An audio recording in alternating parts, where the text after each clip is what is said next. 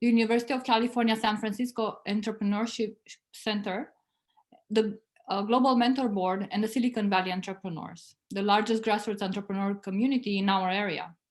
And also the sponsors of this event, Honeywell Lake Ventures and Hainesboone, and the strategic partners Newsbytes, SG Fluting, and F50 Elevate, which make sure that this is distributed very widely. So just to recap, this morning, we have gone from virtual surgery in virtual reality that brings together surgeons in a surgery room from UK, India, and the United States, all in one room, figuring out what's happening during the surgery and also teaching students. And we went then to an integrative medicine panel that talked about alternative practices that improve our health. And then we took it all the way to ag tech and the role of good nutrition and healthy food for our health. So what a very broad range of topics with amazing speakers. And what better way to transition to environmental health when we have a day in California that's the temperatures are rising in the 90s. We've had these crazy fluctuations, and I'm going to translate for the rest of the world. That's about 30 degrees Celsius plus. And we have the pleasure of the presence of Marcus Fromhertz, who has joined us to speak of environmental issues. Marcus is trained as a computer scientist, and he has a very strong background in artificial intelligence and embedded systems and in healthcare.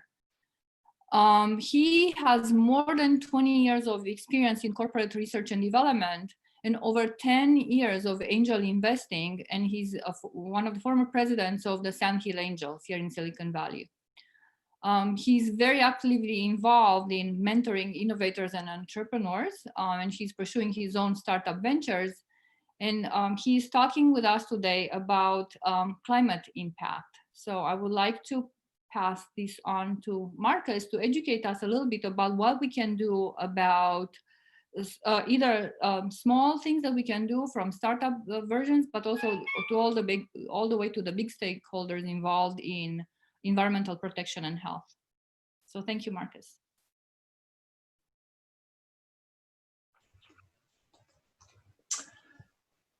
Hello. Thank you for the opportunity to present. I am Marcus Fromhertz. I'm a member of Sand Hill Angels. And today I'd like to talk to you as an investor concerned about climate change.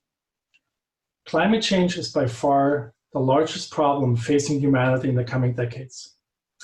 I believe startups can play a huge role in addressing climate change, but creating and investing in viable companies is challenging. To help, I'd like to share this introduction into climate action startups from an early investor's perspective. In this presentation, I essentially want to summarize and pass on what I learned over the last year. I'll first remind us why we care about climate change and why this year and this coming decade are so crucial. I'll give an overview of the scope and a brief drill down into one area, negative emissions, with some concrete explanations, terminology, and metrics. I will then walk through 5 categories of enablers and barriers for startups, which is sort of a climate action specific due diligence checklist for investors. I'll end with what you can do and the selection of resources where you can learn more. This talk will be dense. I want to give something concrete to take away and apply. So, climate change. I'm very much hoping that you know and understand the scope of the problem, so this is just a brief reminder with some numbers we'll use later on. The human species depends on a habitable climate, but through the buildup of greenhouse gases in our atmosphere from burning fossil fuels, the Earth's climate is increasingly becoming inhospitable. The problem of a warming planet from greenhouse gases building up is often depicted in this graph, which shows the level of CO2 in the atmosphere over hundreds of thousands of years. Humans have never lived in a world with more than 300 parts per million of CO2 until about 100 years ago. 2 years ago, we were at 407 ppm. As of this year, we have exceeded 410 parts per million. and we may reach 450 ppm by 2050. This increase in atmospheric CO2 is correlated with a rise in the average Earth climate temperature by about 1 degree Celsius from 100 years ago. We may breach 1.5 Celsius by 2040. We are already experiencing more flooding, increased wildfires, larger storms, more droughts, and more disruption. If we reach 2 degrees Celsius, things will get much worse, and anything above that will likely be catastrophic. If we continue with business as usual, humans may not live in an organized society by the end of the century, and perhaps sooner. Given that situation, there's a strong belief based on scientific models that we have about 10 years left to significantly reverse course. 10 years.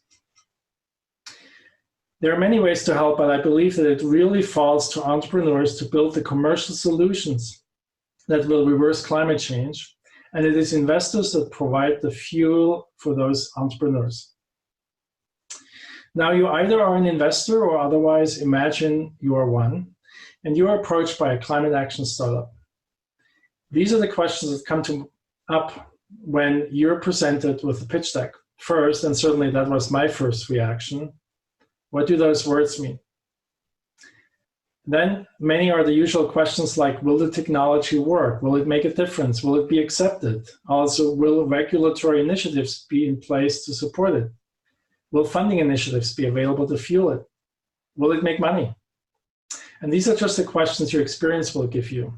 You're not even sure. What are the risks? In this presentation, I want to give you at least a sense of how to think about this space and where to find answers. The scope for climate action as it relates to CO2 is sometimes shown in this bathtub picture. We broadly have 3 categories of action. The first is reducing new emissions going into the atmosphere. The second is removing anthropogenic emissions already in the atmosphere, which is often called negative emissions or climate restoration. The third category of climate action is adapting to the impact of climate change when the tub overflows. But why do we need more than emission reduction?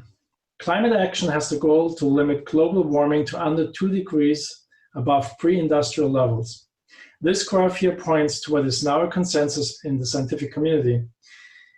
Even if all emissions stopped today, we would likely overshoot 2 degrees Celsius of warming due to the greenhouse gases already in the atmosphere.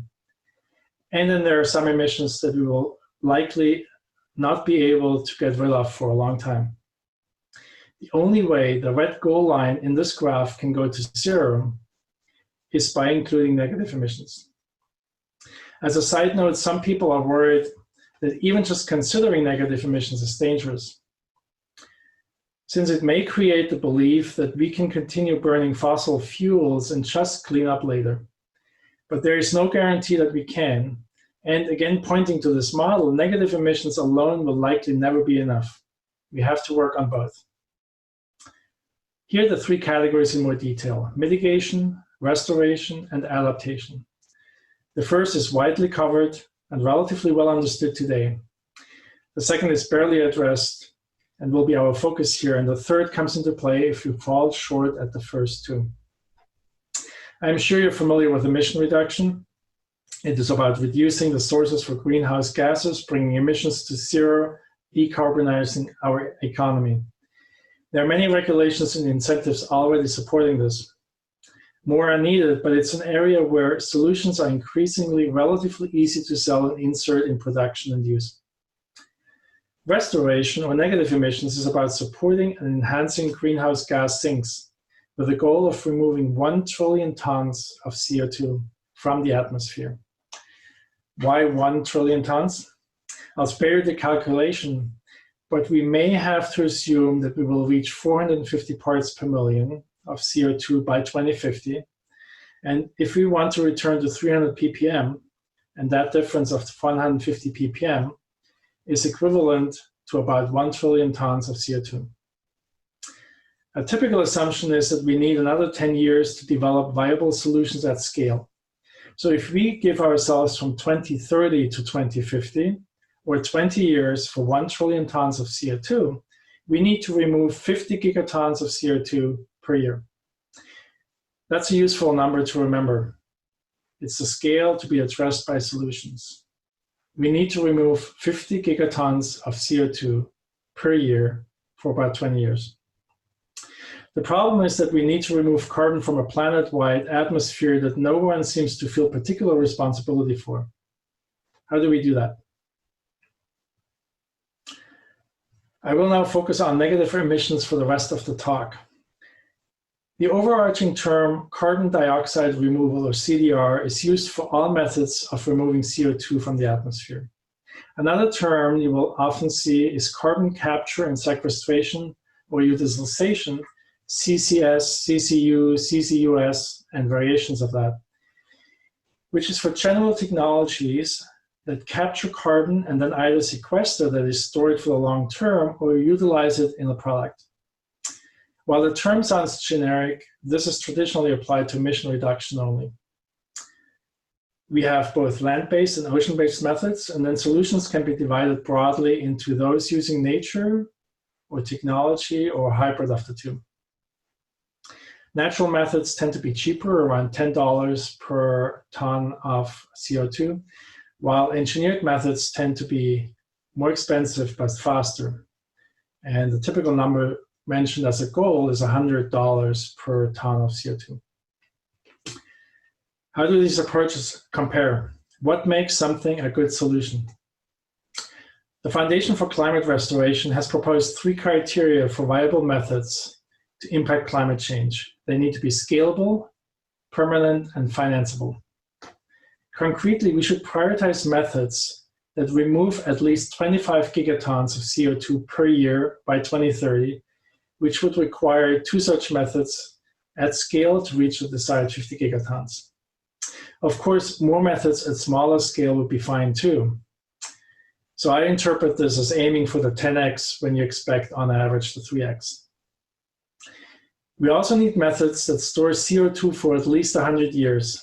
Planting trees, for example, is fine, but apart from the land use issue, the stored carbon will be released back into the atmosphere within a few decades when they burn or rot. So that's not viable in the long term. Finally, there are a number of great ideas, but unless we can imagine somebody paying for them, we should probably look elsewhere. I don't really have time in this presentation to explain any carbon dioxide removal method in detail. You will find excellent overviews from the National Academies of Sciences, Engineering, and Medicine, or in a very readable white paper by the Foundation for Climate Restoration, and in a number of other places. Here, I just want to give you a sense of some popular proposals. I'll mention the first and the last on this list. Direct air carbon capture, or just direct air capture, refers to machines that extract CO2 from the air and store it in, for example, basalt rock, or use it in the production of concrete. This is a method that's still very energy intensive, but the production of concrete with synthetic limestone from such a process is one of the most exciting solutions available. Looking last on this list, enhanced weathering is the process of dispersing crushed silicate or carbonate minerals, so essentially crushed rock, over land or the ocean or on beaches near the ocean, in order to accelerate the absorption and storage of carbon dioxide, which is a natural process. A huge advantage of ocean-based methods worth mentioning is that the ocean area, of course, is much larger and more open than land areas. It is estimated that removing enough CO2 to restore the climate could be accomplished with intentional management of just 1 to 2% of the ocean area. I will now try to present a list of enablers and barriers for climate action startups. These are based on the questions I listed at the beginning, and present a sort of climate-specific due diligence checklist. A first key step is to validate the solution. Does the technology actually capture CO2? This can be exceedingly difficult to prove for climate action startups. When faced with an early stage startup, whether or not the technology works has often been scientifically modeled at best, but not demonstrated, or if so, then not at scale and not for long periods. It's also important to validate that the carbon removal is net positive based on a carbon life cycle analysis that considers the entire process. The good news is that many proposals require no major breakthroughs. We have the technologies, but like drug candidates that need to be tested in a diversity of humans before they can be sold, often a series of experiments needs to be conducted to prove out negative emission solutions. Scale and replication represent a related set of issues. Does it scale to a useful size? Does it sequester carbon long enough to buy us time? Does it do so without competing significantly with other needs like food and forest production? Remember, we want to capture 50 gigatons a year and store it for 100 years. The good news is there are a handful of solutions that would scale today. The not so good news is that they are not fully proven and often require substantial investments to scale. These two criteria are why many companies have a hard time going beyond the pilot phase and reaching commercialization. Next on the checklist are environmental concerns. Now, this is a tricky area. In some cases, this has been made impossible for startups to even test an idea because of strong pushback. Of course, we want to minimize and mitigate any side effects that these methods have. But in part, the issue here comes down to philosophical argument. Can we afford not to take action? What are the alternatives? We need to balance the risks of action with the consequences of inaction. We should also take into account that some ecosystems are already damaged, for example, from warming oceans and acidification, and some side effects are actually positive. For example, providing more nutrients for marine life, restoring fisheries, and creating new jobs. That said, I don't want to minimize the concerns. And understanding the effects of a proposed technology on local ecosystems will often be critical to gain support. One of the most difficult aspects of negative emissions startups is the business model. Often there simply isn't one for a commercial entity today. If a solution captures carbon from the air and stores it underground or in the ocean, why would anyone pay for that? A first answer is that there are often byproducts of the proposed process. So we can ask what, if any, commercial products or byproducts can be sold. Not all utilization is helpful. We can sell CO2 for use in sodas, for example, but that will be released back into the atmosphere as soon as the beverage is consumed. Regulatory frameworks will help, but some people would argue that political risk is the largest risk, actually, for large-scale solutions that require friendly policies for mass adoption. There are more ideas being proposed, but carbon dioxide removal requires large-scale infrastructure investments, very often at least, and growth and profits will occur over long-term horizons. In most countries, we are far from an environment that provides the stability needed for such companies. On a more optimistic note, this graph shows a macroeconomic analysis of markets done by the Center for Climate and Energy Solutions. The dark blue and dark orange circles are estimated market sizes for this use of carbon in concrete and aggregates for construction, which sequester carbon for the long term. The scale is hundreds of billions of dollars in market size by 2030 on the right, with relatively large CO2 restoration potential. Another recent study by the Thunderbird School of Management at Arizona State University confirmed these markets and estimates a $3 trillion a year overall opportunity by 2030 from climate restoration. So this looks promising. Finally, in our climate action startup due diligence checklist, there are the funding needs. Unfortunately, many climate action startups, because of the previous questions, will be too risky for most investors. We know what questions to ask. I list them here. Often the hardest stage in the seed investment phase is this one. The experimental deployment costs are too large for entrepreneurs to carry, too risky for angel investors, and too early for large investors. So from what I've seen, the options for funding tend to be elsewhere. There are, of course, first, the traditional grants by government agencies. We can help the company apply to incubators. For example, Y Combinator has an effort dedicated to climate action and to carbon dioxide removal technologies in particular. Many companies are spending money on carbon offset. What is relatively new are companies that have promised to spend large amounts on climate action, often with the idea of doing more than just becoming carbon neutral. Microsoft, for example, recently announced that they want to spend $1 billion on climate action. So far, though, unfortunately, it's often unclear how that money will be spent. One notable exception I want to mention is Stripe, which even has a program dedicated to startups. So the good news is a growing number of funding options, but it's still quite difficult to access much of it. And the needed scale isn't quite there yet. I'd like to end with a call to action. You can help head off climate change.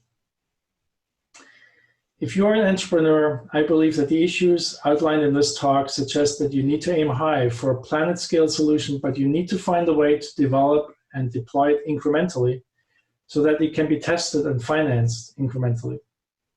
This is, of course, ideally true for all startups, but it's crucial here. And while long-term carbon sequestration should be the goal, interim and early revenue options will make the technology much more palatable to funders. I believe there are many roles for nonprofits, foremost facilitating partnerships between policymakers, entrepreneurs, scientists, and funders. They can be the one voice for an industry telling policymakers what is needed in terms of frameworks, regulations, incentives, and long-term guarantees to allow climate action technologies come to fruition. I'm not addressing the role of governments here, but obviously they have a huge impact on the development of novel technologies by providing and supporting research, developing standards, and leveraging their buying power. Nonprofits could also pool donations and fund scientific research and early experiments to get startups from idea to validation. There are many other important roles for nonprofits, not least among them education. Finally, we, the investors, can have a tremendous impact on climate action startups, even without investing. A first step is prioritizing startups in this space and educating ourselves.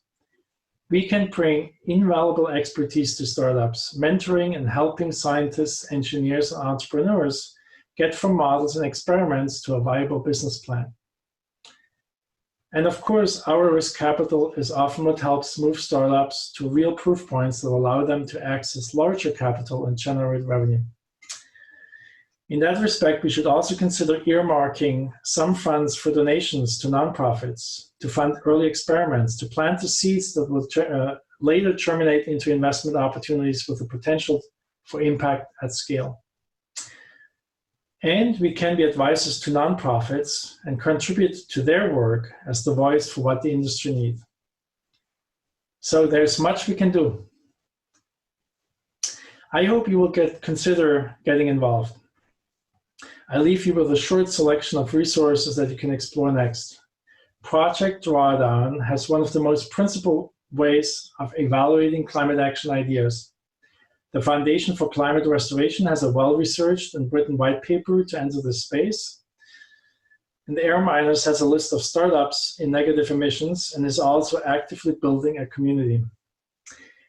Other resources are the Global CO2 Initiative, Resources for the Future, Climate Advisors, all examples of thought leaders and researchers in climate change action with educational contents and useful toolkits. For investment, you can read interesting content and perhaps access funding at these organizations listed down below. In this talk, I gave you a brief introduction into climate action. I discussed a checklist of questions to consider and how to think about them. And I tried to give concrete pointers for learning and for action. I'd like to thank the colleagues who contributed and gave me feedback to this presentation. They're listed here. I'd also like to put in a plug for the Foundation for Climate Restoration, which is creating a working group of investors interested in climate restoration. If you're interested, send email to the address here or to me if you want to find out more. Thank you for your attention. Please get involved. We all need you.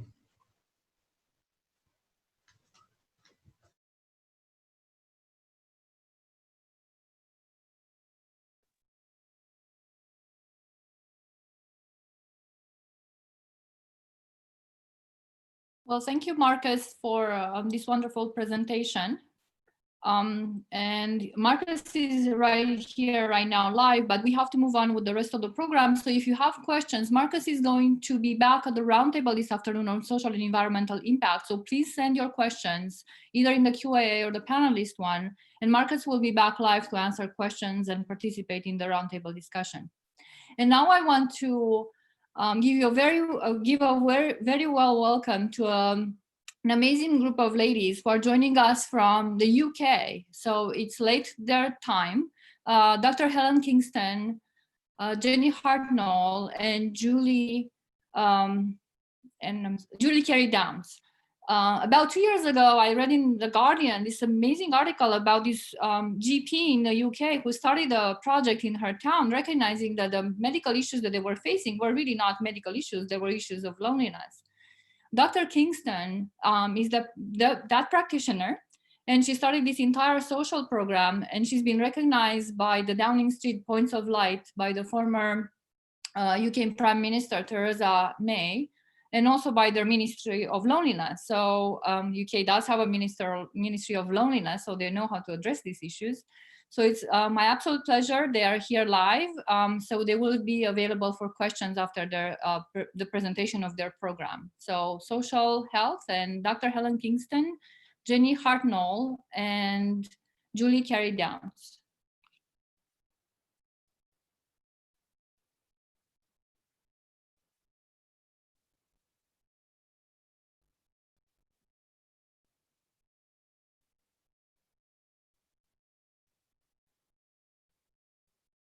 Waiting for the presentation.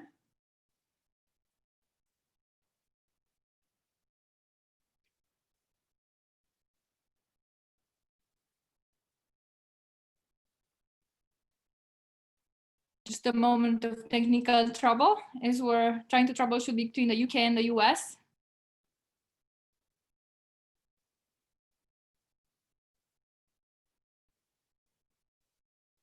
But stay put, because this talk is really worth it.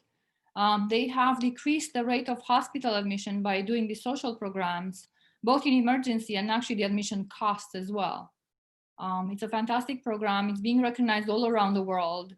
And they are right now scaling up to other counties in the UK. So we have a lot to learn from them.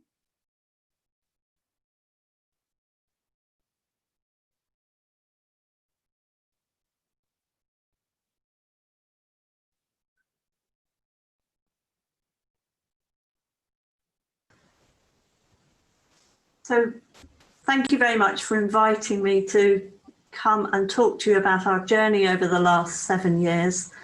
My name is Dr. Kingston. I'm a GP in rural England. And my colleague Jenny Hartnell and I will be talking about the work that we've been doing here in Frome. We were very fortunate to be given the opportunity of a fresh start in 2013, and our journey began with moving into a brand new health centre with an integrated team located with us. We really wanted to improve the healthcare of the population as a whole in our town. We were aware very much of the importance of social relationships and of the devastating impact when networks break down, both on mortality and morbidity.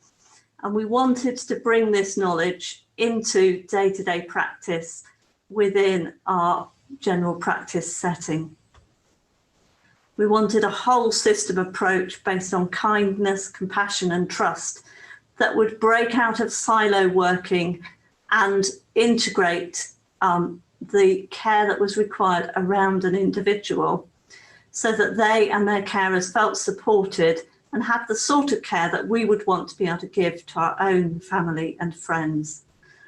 This was important for our patient care and also for the well-being of staff, who really wanted to be able to give world-class care to those that they were dealing with.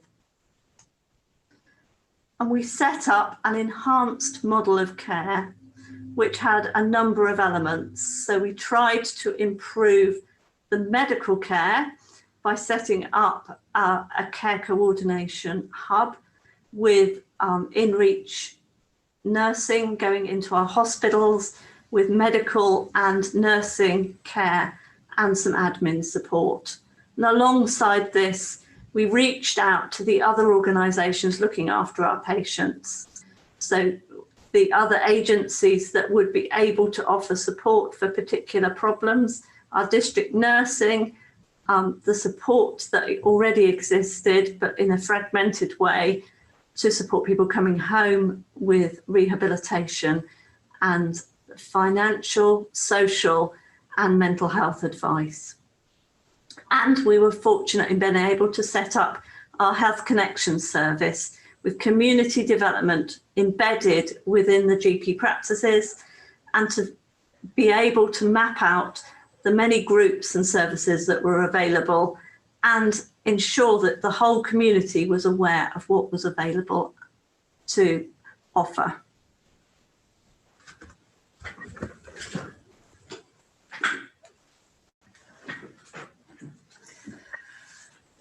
I'm Jenny, I'm the Health Connections service lead, and what the service Health Connections Mendip does is, we knew there was a huge amount of support in the community, but GPs didn't necessarily know where it was and when it was. So we mapped everything that was out in our town, in our community, all the singing groups, all the exercise groups, the carer support groups, the young people's mental health groups, and put that all on a website. So that website directory was available to all. So anyone, whether it was somebody working in the GP practice or anyone in the community, could have that information at their fingertips. So that's social prescribing. So anyone who's coming to a GP practice who might need support with something that's perhaps not medical has that information that can be pulled down from that website. So the GP can almost give a prescription for a running group, for a walking group, for the carers group. So they're giving that information to the patient, which helps them work in a more holistic way when working with people. There's a huge amount of support out there, so we try and communicate that in a number of ways, so it's not just reliant on the website. So we do that via social media, via radio, via newspaper, and it's not about our service, it's about all the support out there in the community. When we find in the community that there is a group or service that's missing, we help the community to build that group. So we will work alongside community members to start up, for example, a dementia support group, a stroke support group, whatever the community wants to get involved in and where they see and perceive a gap, we can help them. We also run talking cafes across the town. And these are places where people who might be feeling a bit lonely or isolated or just connect and make friends can meet up. And they can also be signposted to support. So it's a physical place instead of relying on a directory on a website. It's a physical place where people can come and find out about what's available in the community. We also have one-to-one support from our health connectors. And our health connectors are people who will support people with things that are going on in their lives that they can't necessarily sort out themselves, and they just want someone to walk alongside them to help them set goals. And we do motivational interviewing with those people and create something called My Life Plan. We also realise that it's not just enough to have a website and to have a physical place to find out this information and to find out this information from GPs, but we actually think that a good place to find out information is from your friends, family and neighbours. So we set up the Community Connector Scheme. So we've trained over 1,400 community connectors who have on average 20 conversations a year. That's 28,000 conversations a year, signposting conversations. that they will have with friends, family and neighbours. So it's making all that information about what's available in the community come alive via human beings, via those friends, family and neighbours.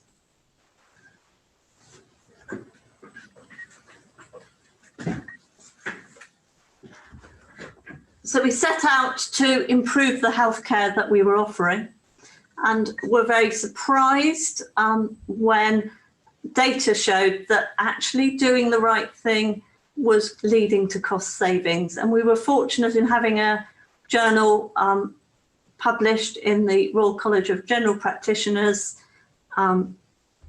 literature to verify this. And that led to an article in a leading newspaper in England about our work.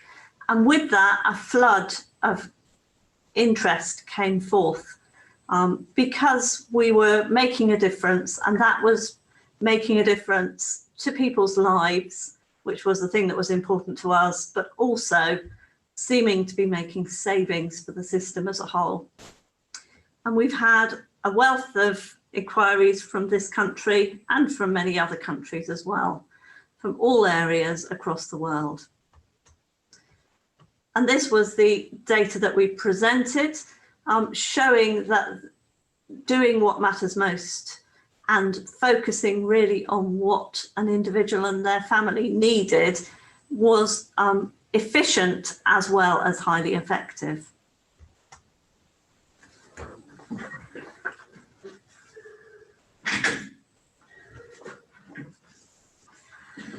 So from these visits and inquiries that we've had from this country and abroad, it's amazing to see those sparks that have been lit up.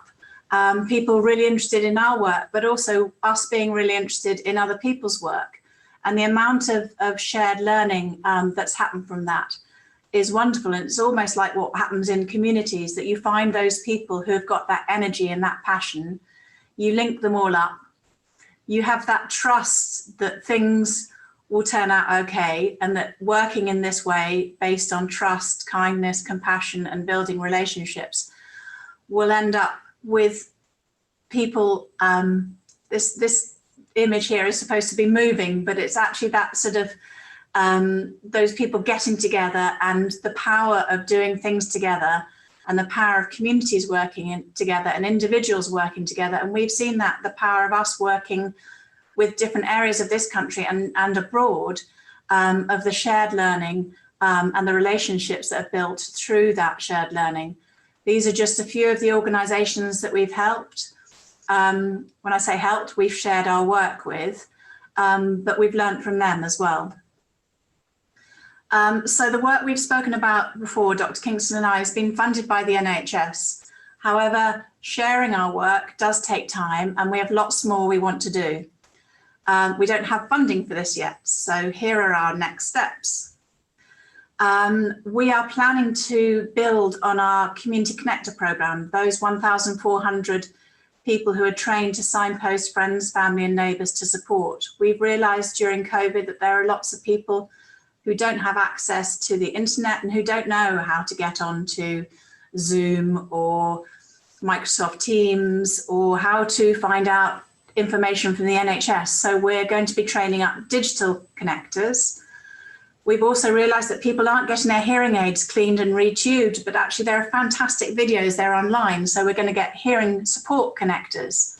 We're working with an arts organisation to have creative connectors. We've also seen that planning ahead for when we become less well, we don't talk in communities about that. And actually, how about if we can get communities all talking and all planning and all feeling more confident and relaxed about planning ahead for when we become less well. We also applied as a town for some funding to be a greener town, and Green Connectors was part of that funding. We didn't get it, but that's still on our wish list for the future. So people who were signpost friends, family and neighbours to all things green, whether it's to information or to things out in the community. We also have ideas like walking taxis. Why can't people call up a taxi company, a volunteer driver scheme, and actually ask for someone to walk with them rather than get in their car and drive? We also had an idea we saw during COVID that we had lots of issues around mental health. And so we found a booklet and we created this booklet, and we had 47,000 of those booklets delivered by volunteers in the community to their friends, family and neighbours. So once again, building on this huge power of the networks in communities and how we can all support each other as communities. So this was a bit about our green connector, that we see our work as a whole population. So it's not just about let's build a flower bed and with herbs in it. It's about how do we have the group education around that? How do we work with local green spaces? This was a nursery where they sell plants, and we had an agreement with them that they would do it pay it forward. Somebody would buy a plant and that plant would then be taken by a volunteer to someone who's housebound. And they would then be part of this bigger network by actually working with a volunteer and having those plants in their homes. So this is about that whole population approach to the way we see things and the way we work here in Frome. We're also working with a university in Canada about getting this online tool, which is about how we talk about planning ahead. So how we talk about, do I have a will? Would I like to be cremated, or would I like to be buried? And actually having these kind of online tools helps us have those conversations in the community. And this, we were inspired by actually an organisation in Australia that has something similar. So that's going back to that shared learning. So we've got some really, really exciting ideas. We've done some fantastic things, but we're really looking for partners who want to help us with our onward journey of innovation and the sharing of our work. If anyone's interested in getting involved and finding out more, that'd be fantastic. Do get in touch. That's goodbye from me. And goodbye from me. Thank you very much.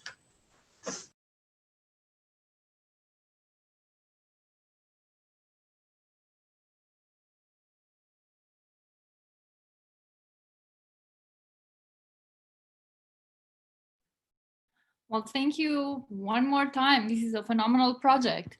And I wanted to ask you right now whether you will be available in half an hour for more questions, or should we ask our questions now? We did put together this roundtable because this is an event geared towards investors. A lot of the audience is investors and medical health professionals. And we try to do the same thing and you try to do, to connect the different not community per se, but community of action, not neighborhood community, but community of action. So would you be available now, or should we discuss this a little bit later? So we're available now, and I think we were asked to dial into another number at 20 past. So I don't know if that's the same number or different. Just number now. It's okay, just, so I can stay. Just stay on. Yes. So yes, then the question is, what would you do right now to replicate this model at home? And what do you think we should do? Because we have Metropolis here, so we don't really have the scaling up capacity. We need to think about this micro environment. What are your suggestions both ways? What do you need, and how do you think we can import your model here?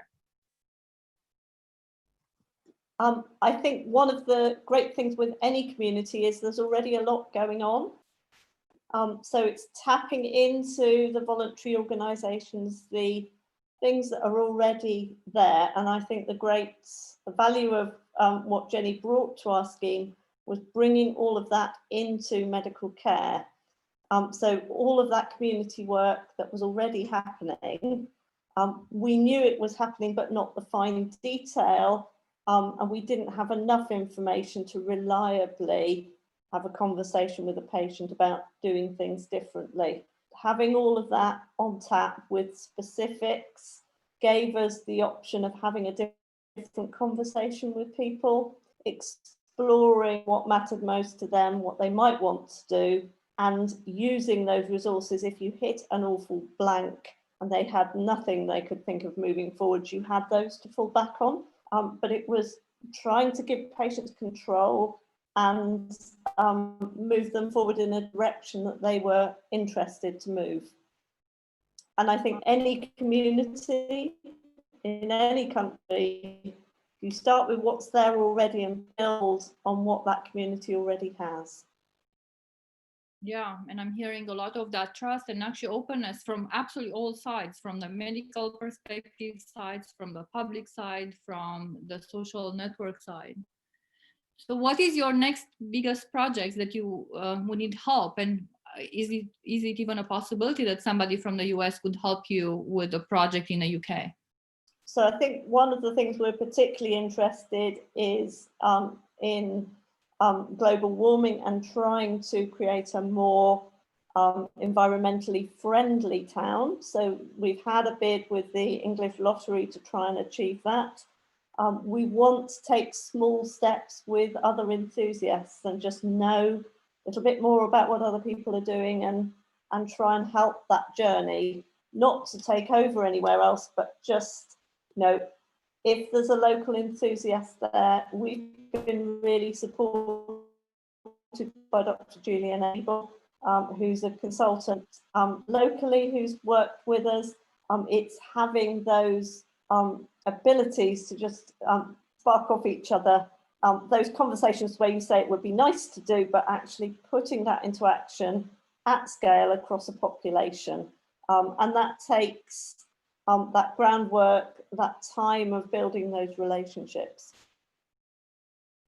Wonderful, thank you. I do actually want to ask, and if there are questions from the panel, please go ahead. A little bit of a more personal question. This seems like such a huge endeavor. How much of your time, because we have an overwhelmed medical profession here, and people don't really have the time. So how does that work with your profession, also with the personal time? Did it save you time, or you became more involved in things? I think when I'm seeing a patient using this approach, it actually is more efficient and takes me less time, because if you have a conversation with someone about lots of issues that aren't their priority, there's lots of yes buts, you don't reach a conclusion as easily. But if you can understand right at the beginning what's most important to that person, work with them on their agenda, actually that shared agreement comes more quickly, and you see people move forward more readily as well. So I don't think it takes more time. I think it's actually doing the right thing first, rather than doing the wrong thing and then another wrong thing and then eventually the right thing. Yeah, you've built really right bricks that's stacked on top of each other. It's a wonderful model. Let's see if there are any questions from the audience. Do you also, I'm assuming the social system that Julian, Jenny have put together also helps people post, say, operative, if they do end up in the hospital with something. Is there something in post-operative care that's also supported by the social network? So I think it's helping people to see their own network of support that's already there and tapping into the community network of support. I think in that sort of situation, it's tapping into the rehabilitation services that exist within the NHS, but also supporting the carers and giving people confidence. You come home from hospital, you're a little bit nervous. If you feel that there's backup there, that there's someone to ask those silly questions about what time you take your pills, or whether it matters if you do two things at once, that confidence that there's somebody there if you have a problem is really, really important. And I wonder if you use it as one of your metrics then, the duration, because it sounds like, well, if there's somebody at home, I can go home. I don't have to stay in the hospital. So the discharge time, has that affected the discharge time from hospitalization? That's more complex to measure. So we haven't got that data, but one would hope that it has an impact. But there's so many other initiatives going on, it's difficult to tie that solely to our approach.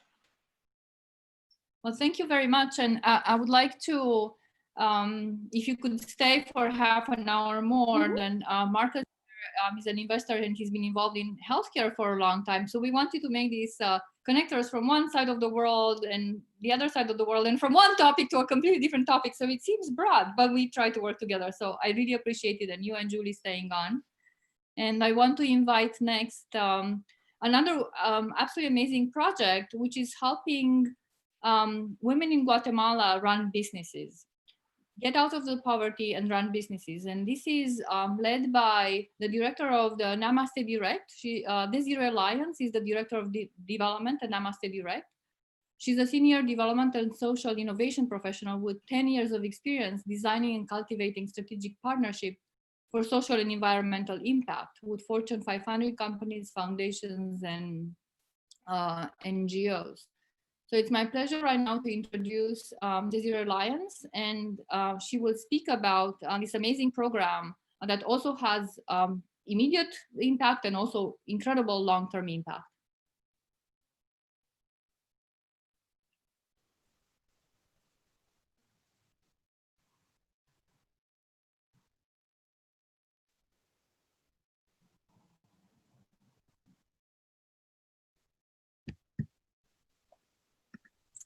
Hi, thank you so much for joining my presentation today. I am just thrilled to be presenting at the Global Capital Summit, especially as one of the few speakers from the nonprofit sector. And while Namaste Direct's mission and revenue model is inherently pretty different than many of the other enterprises you'll see here today, I'm sure that you will recognize a common thread in our commitment to solving complex problems with innovation and precision. So my presentation today is really going to focus on Namaste's work and how we have economically empowered women in Guatemala since 2004. And I'm also going to talk to you about how COVID-19 is currently impacting them and how Namaste is evolving our program to meet the short-term and long-term needs of these women through these challenging times. So with that, I will go ahead and get started.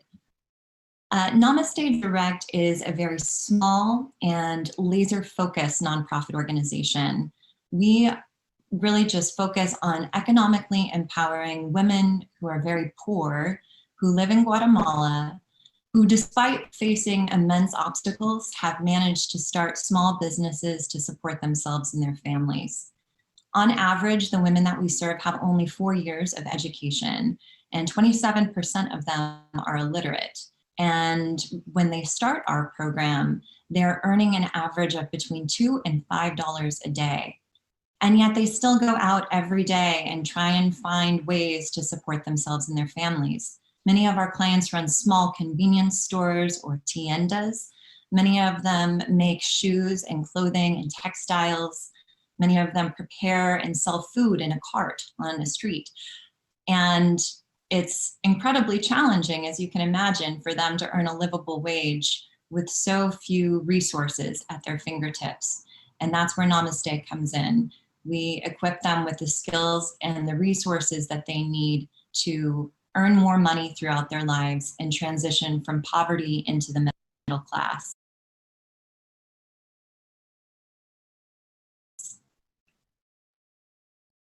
So before I get into the details of how our program works, I just want to give you an example of one of our all-star clients. This is Alva.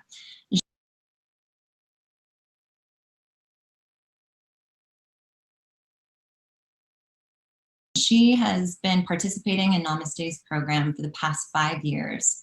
Alva has a 6th grade education level. She has 3 children, and she runs a small tienda.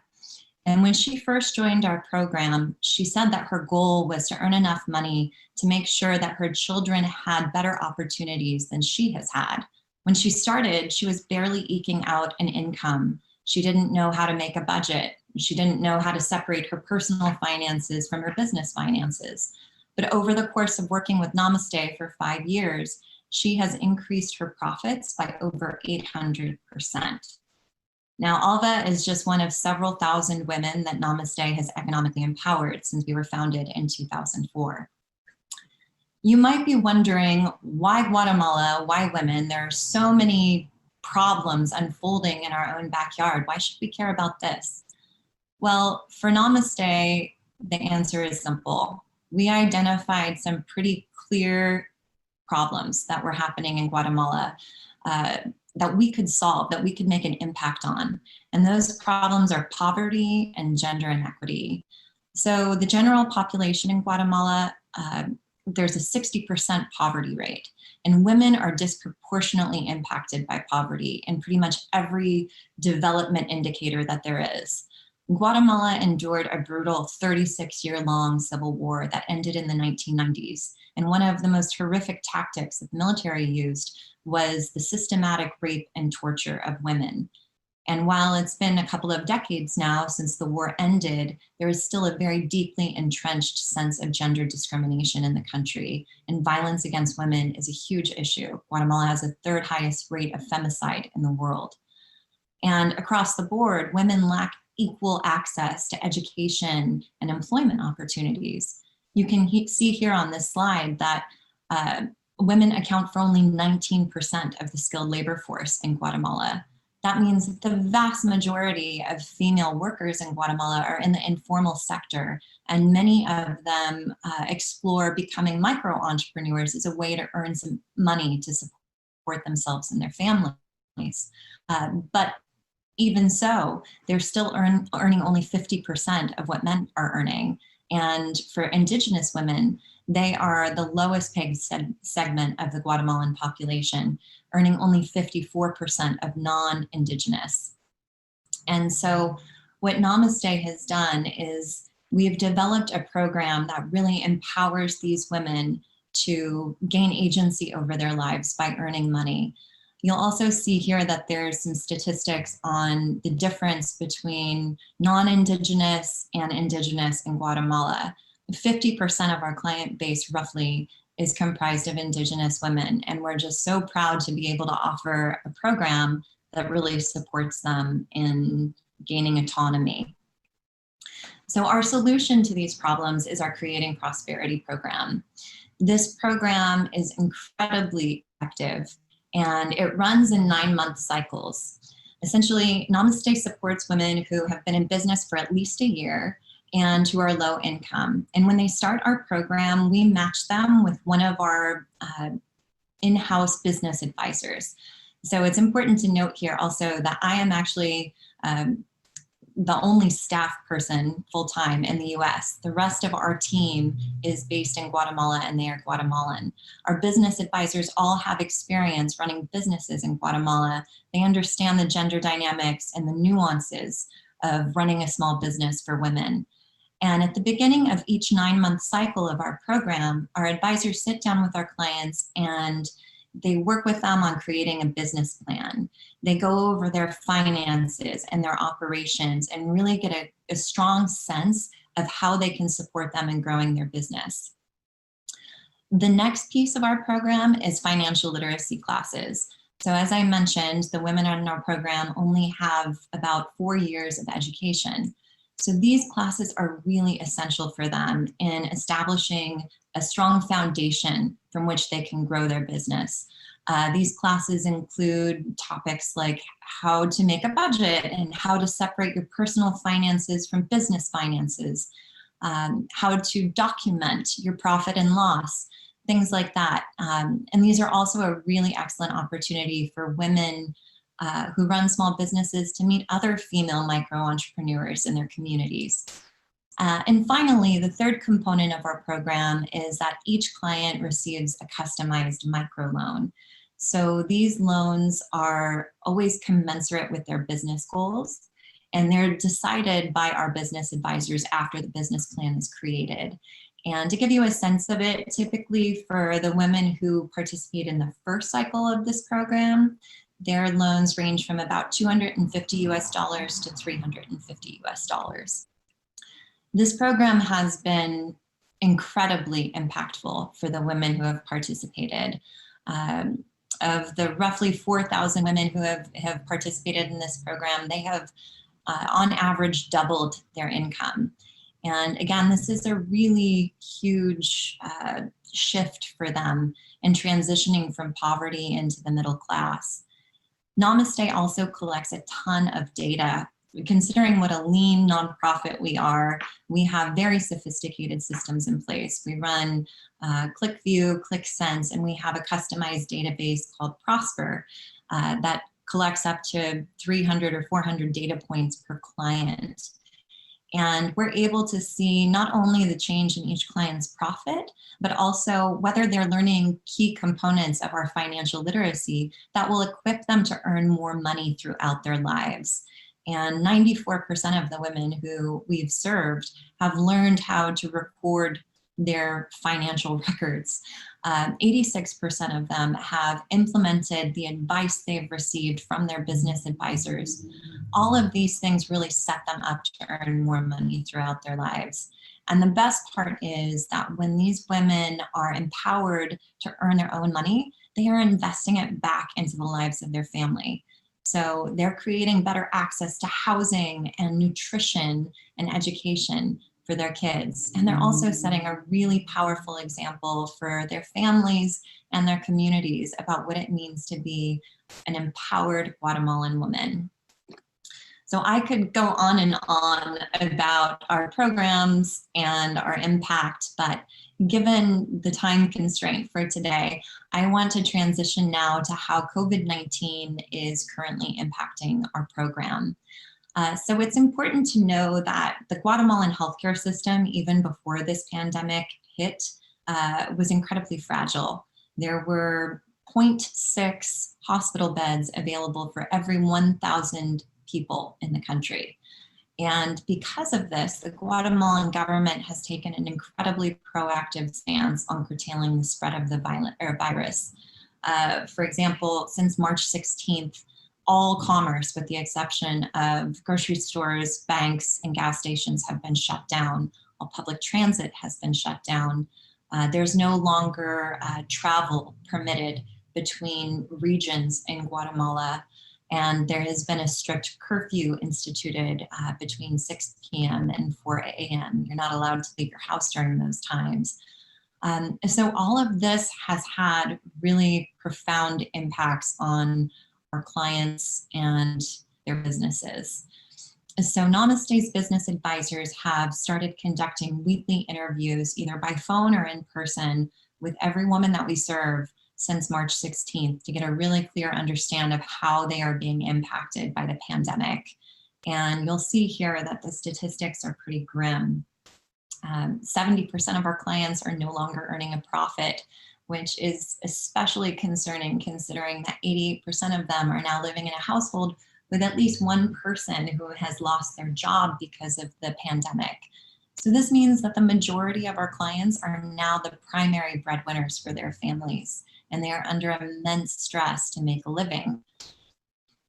So Namaste has been looking at this data and trying to figure out how we can best support these women through these challenging times. Unfortunately, because we have a fairly small client load, we have about 300 women in our program right now, we have been able to come up with individualized relief plans for them. And across the board, we're still offering our business advising, and our business advisors have really become a lifeline for these women, not only in offering support and helping them restructure their businesses in a way that makes sense right now, but also on an emotional level. So many of them are dealing with overwhelming worry. And our business advisors are really focusing in on the clients who are being especially hard hit right now.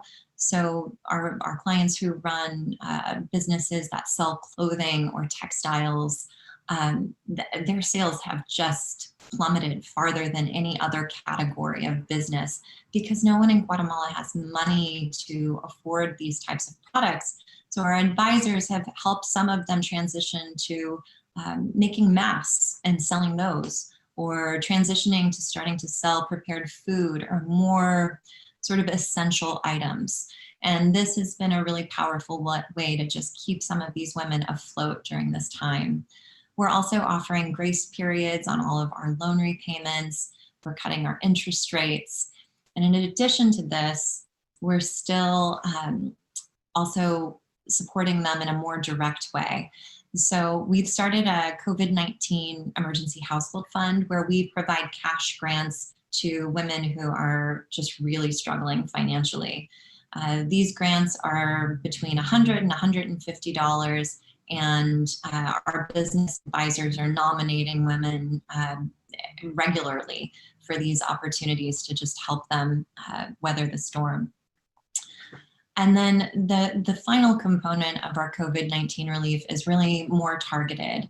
So we wanted to figure out a way that we could make sure that the women who are the hardest hit by this financially were getting more support.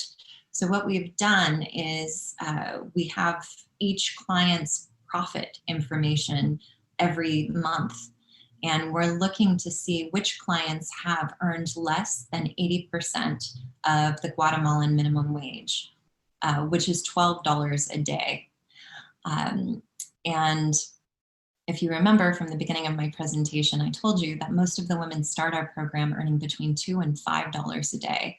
So they eventually end up hitting minimum wage, usually, but for so many of them, 80% is a strong baseline. So we're looking to see who's making less than that and checking to see if they've received any support from the Guatemalan government. And if so, we're deducting that amount, and then we're issuing checks to help them make up the difference so they can at least have some sort of stability through this period. We're really working hard to make sure that the women who have been so perseverant in trying to pull themselves and their families out of poverty, that they stay out of poverty. And this is one way that Namaste is using our data and our close relationships with our clients to really support them in a meaningful way through this pandemic. So there is so much more that I would love to share with you about our work, but I am going to pause now, and just please know that if you have any questions for me about our program, you can definitely email me. My contact information is written here, and I encourage you to check out our website as well. So thank you again so much for your attention, and have a great day.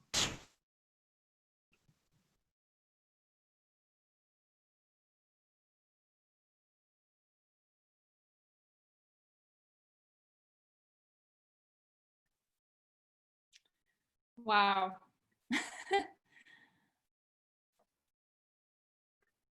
Thank you so much, Desiree. What an amazing program to help these women and actually make a tremendous difference in their lives. You're talking about their poverty, but not being able to feed children. So this is really going down many, many generations.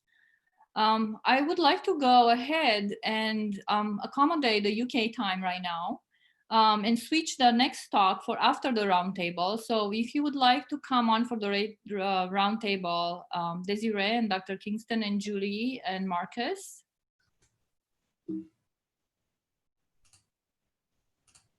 And so we're really working across globe and environments.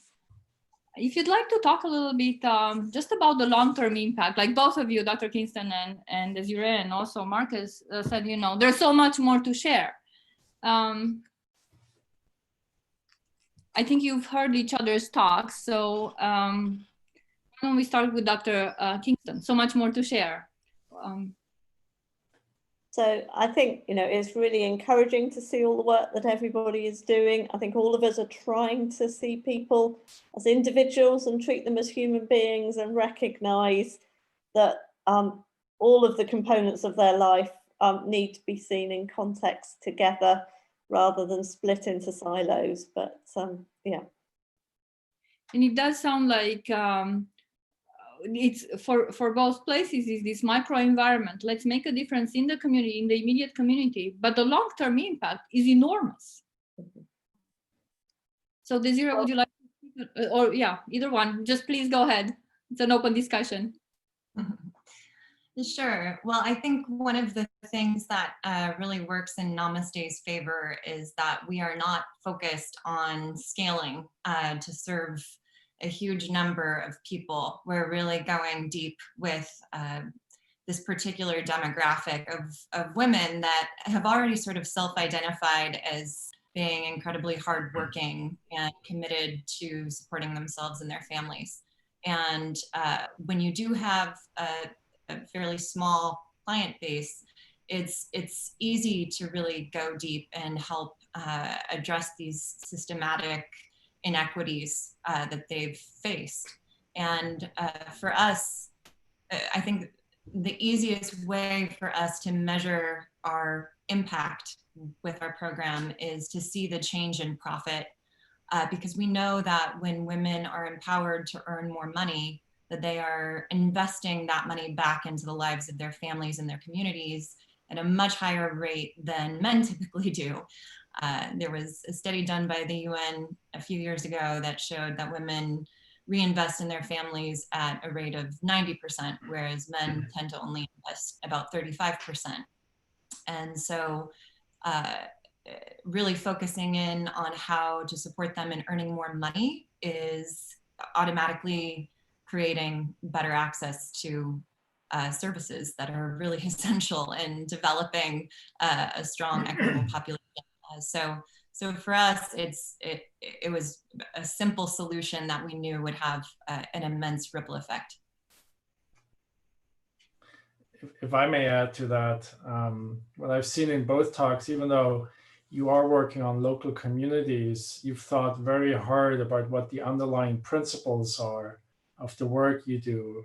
You know, you've been able to articulate those, you build on those, and that is what enables other people to scale it, right? So even if you focus on the communities that you're in, both of you in Helen and Desiree, then you still, by publishing it the way you did it, for example, today and other ways, enable other people to take that on, learn from it, and then replicate it in other places. And I think that's a big part of the power of the work that you've been doing.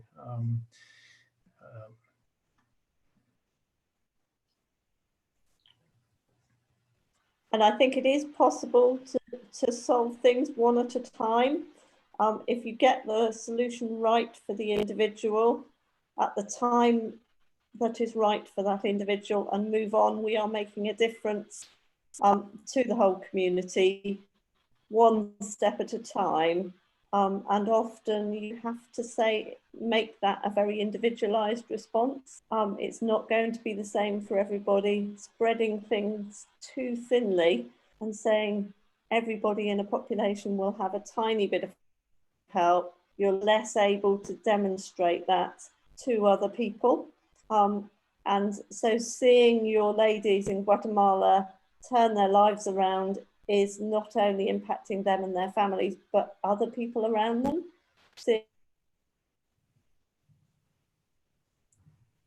Yeah, I think that's right. Thank you.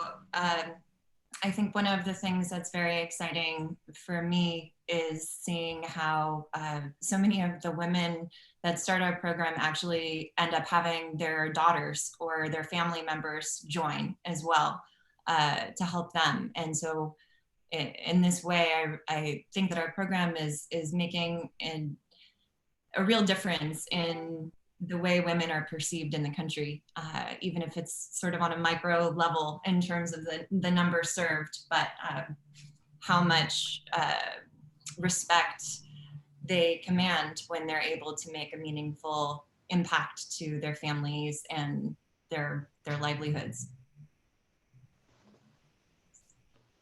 And because everybody, we're sort of dependent on implementing these programs, small scale or large scale, and Marcus is here from the investor side, I want to ask about what is, and there are different countries represented, is there a clear path towards funding?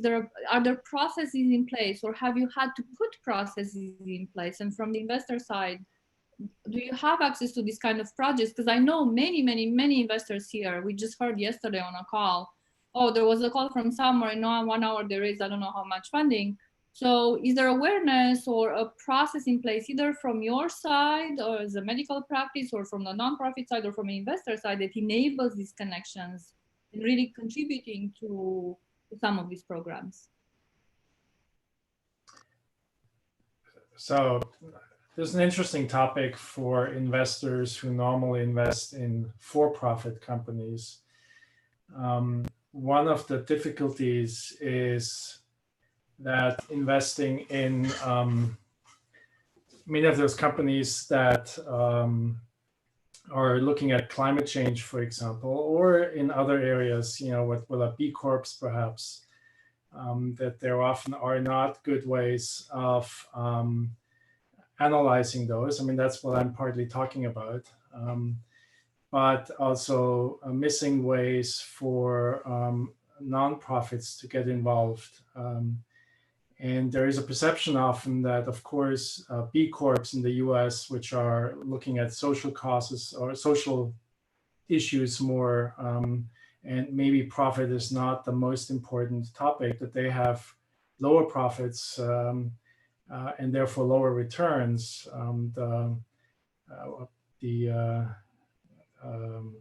A good experience is that in general, in impact investing, where ESG criteria, environmental, social, and governance issues are being taken into account, that often actually the investment returns are just as good as in traditional companies that are just regular, just for-profit companies. But that is still a perception that needs to be overcome. And it's often hard to get investors even to look at companies that are more working on social and environmental issues.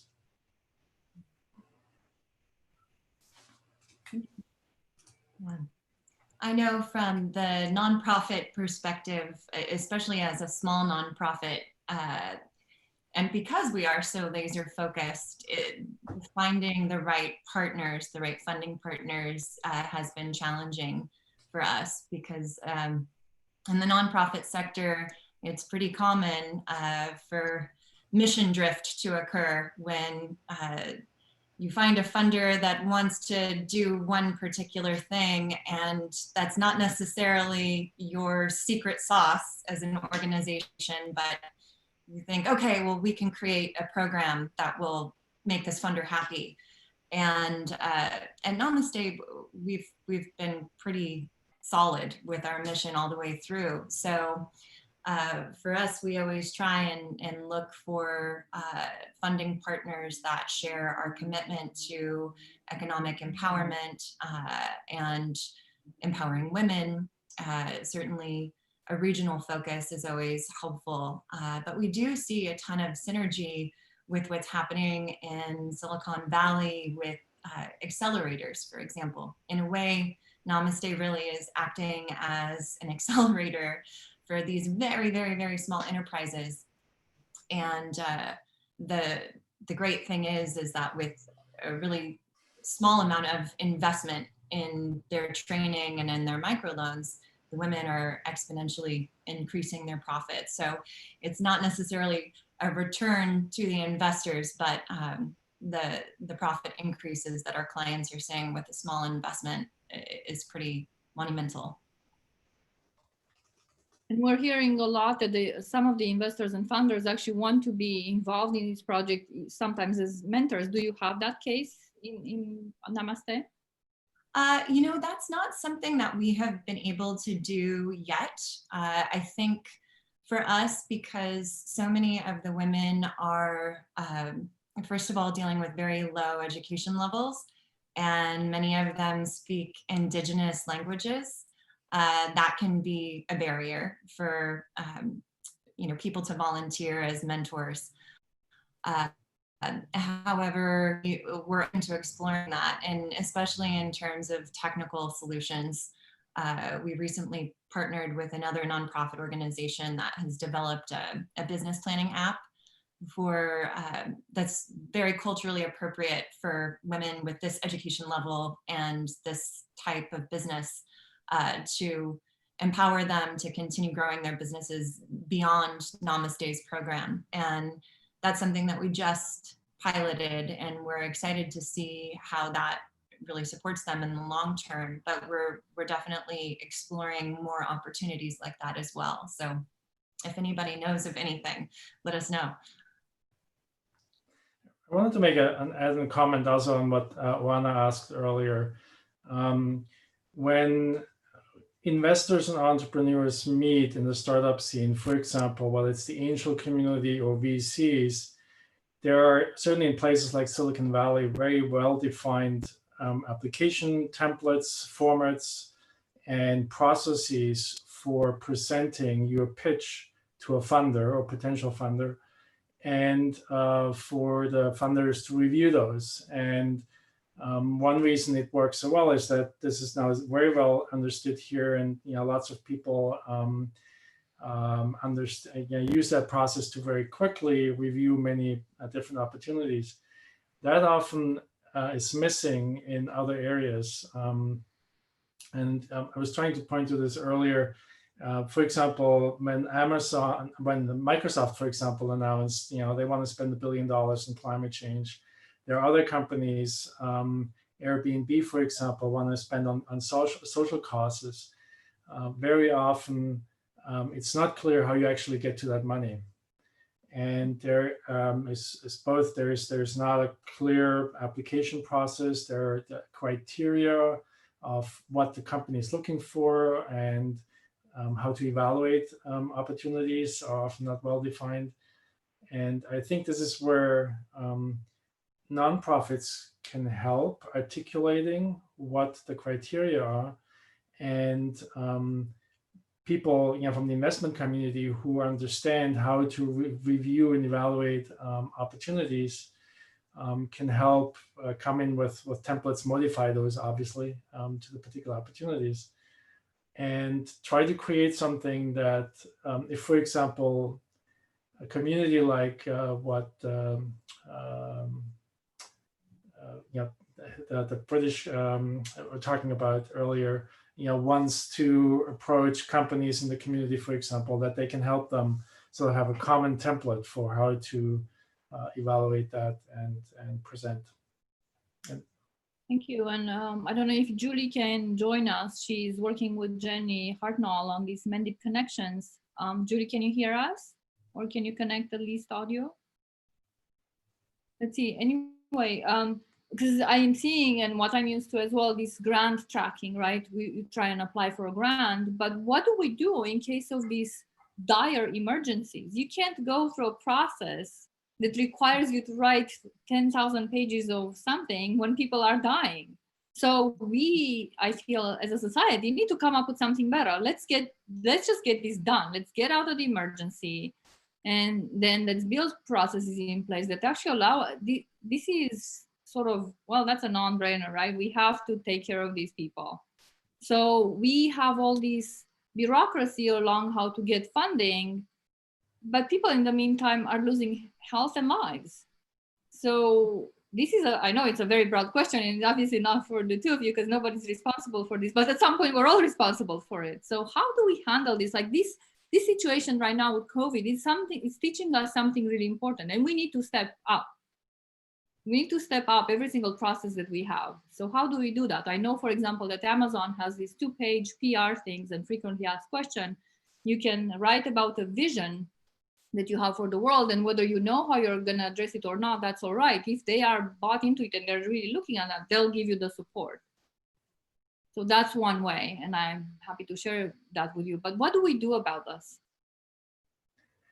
I mean, this reminds me of the discussion of a vaccine for COVID-19 right now. On the one hand, yes, you would like to have one as soon as possible, but obviously one that kills more people than it prevents death will not be desirable, and therefore it needs to, it needs to be vetted. And in this case, fortunately, there is a well-known process that the FDA, for example, in the US, has to review vaccines, test them, and needs, before they actually can be sold. So I think that balance needs to be struck elsewhere too. You can do a lot of harm in a community if you come in with the wrong beliefs and the wrong approaches, too quickly thinking you have all the answers. And as you say, at the same time, you don't want to vet something forever before you try to have implement something.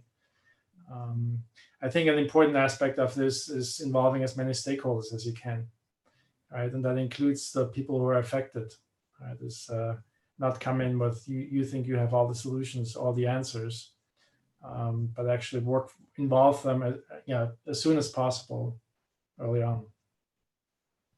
So a network ahead of time that basically constructs the buffer for an emergency situation. So since Dr. Kingston is back, I hope she's back. She left for a minute and now she's back. But if she's back, I would like to hear from her about the grant situation and the funding situation in the UK and how they work around this. What in the US seems a hierarchy or a certain path, and maybe we have something to learn from the British system and how they fund things.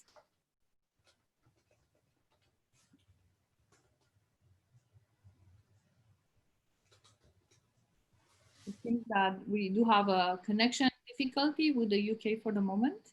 No, we're back. I'm back. I heard your question. Sorry, I didn't think you could hear me. I think in the UK, general practice primary care is funded as a block contract. So we get paid for looking after a population, a little bit like a HMO organisation. So the incentives to medicalise and do more are not there. So that helps because we're looking at that whole population and trying to prioritise things. And the financial incentives are not there pushing us to try and do more medicalisation. I think the NHS has been constructed with different silos in it. So if I save money in a hospital budget, that money doesn't flow out to general practice. So you have to go back to the bigger picture and negotiate that. So there are some complexities there.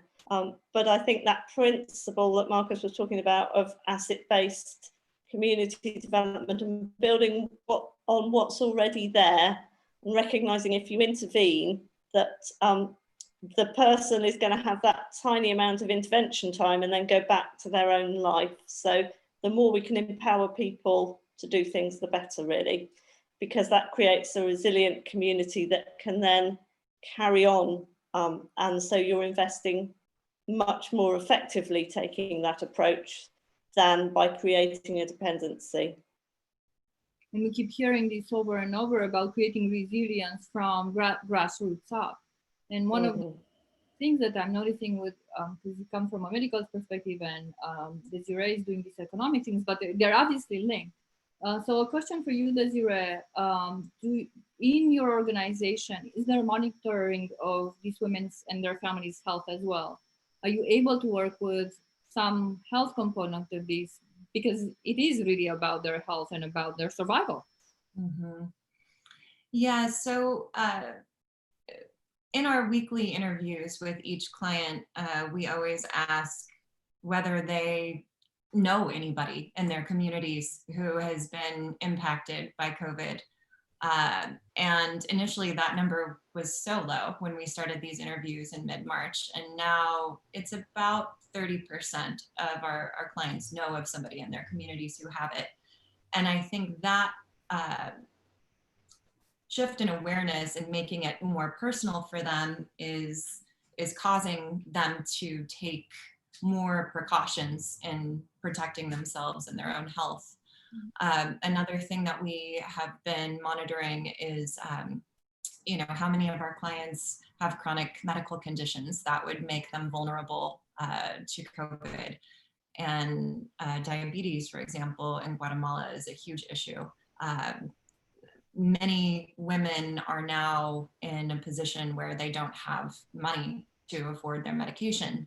And they don't have access to a safety net to help them with that. So this is something that Namaste is not currently providing any sort of medical support, but as I mentioned in my presentation, we are offering our emergency cash grants, which in many cases goes to cover health expenses related to this, whether it's helping them cover their chronic medical condition prescriptions or supporting someone in their family who is particularly vulnerable to COVID.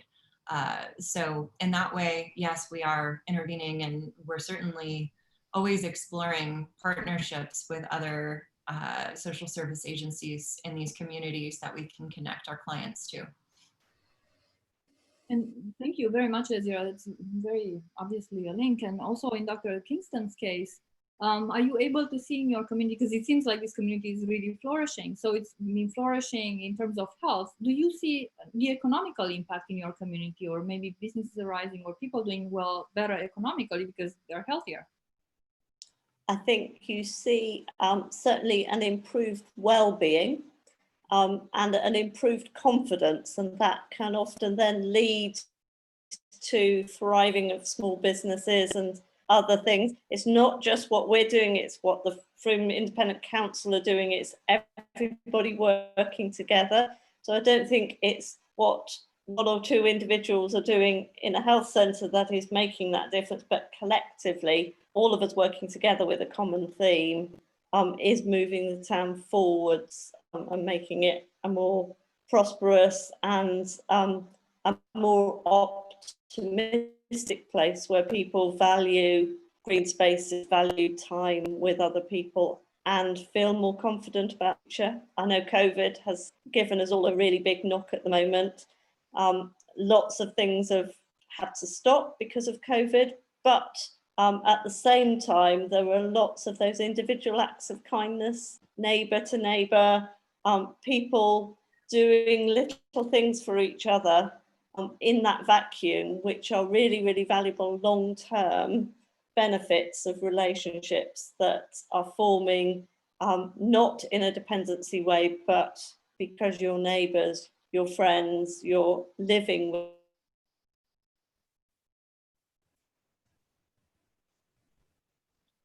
The audio has interrupted a little bit. So maybe we could go in the meantime to, we'll see if we recover video, but I do have a question for Marcus. There's been a huge deal in the world about immigration and a lot of the US border. And a lot of it is actually, we see these waves of human migration, and part of it comes from Guatemala. And the reason it comes from Guatemala, actually, this happens to be a coincidence, but it's because of climate change. Parts in Guatemala that were fertile before have become deserted, so people really cannot grow their result, and that will slide beyond strong bonds that are being formed.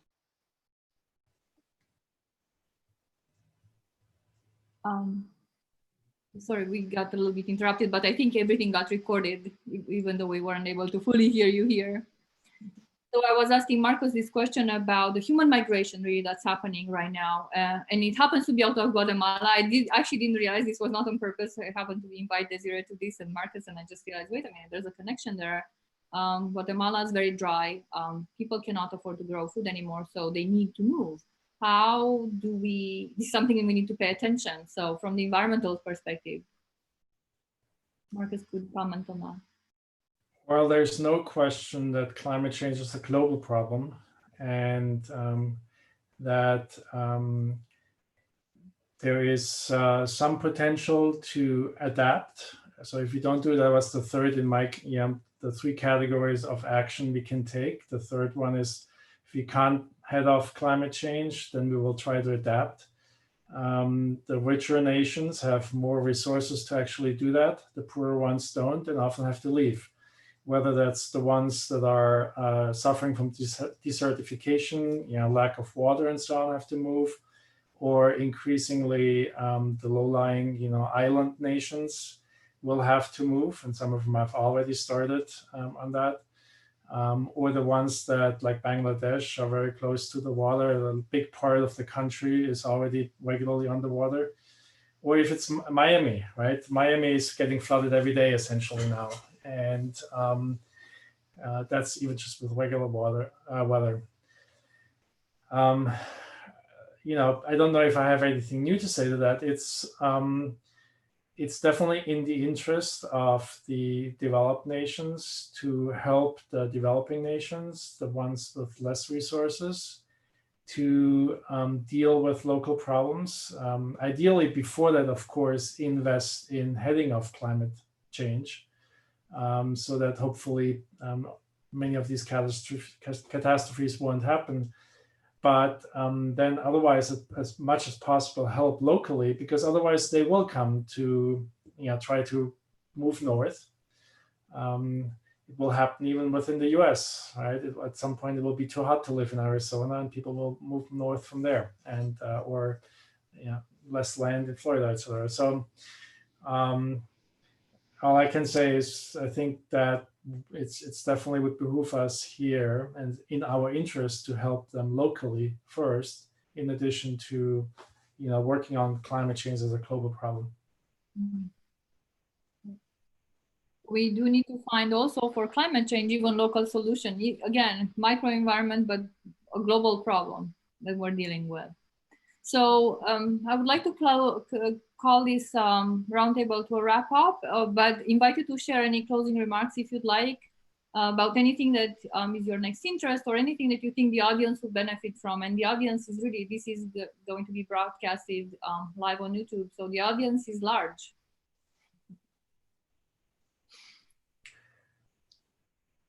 I want to emphasize 2 points that I made in my presentation. One is to educate ourselves. I think these are important topics, social issues, environmental issues. The more we know as investors, as entrepreneurs, as people working in nonprofits, the better we can contribute. And then the second one is a lot of this requires collaboration.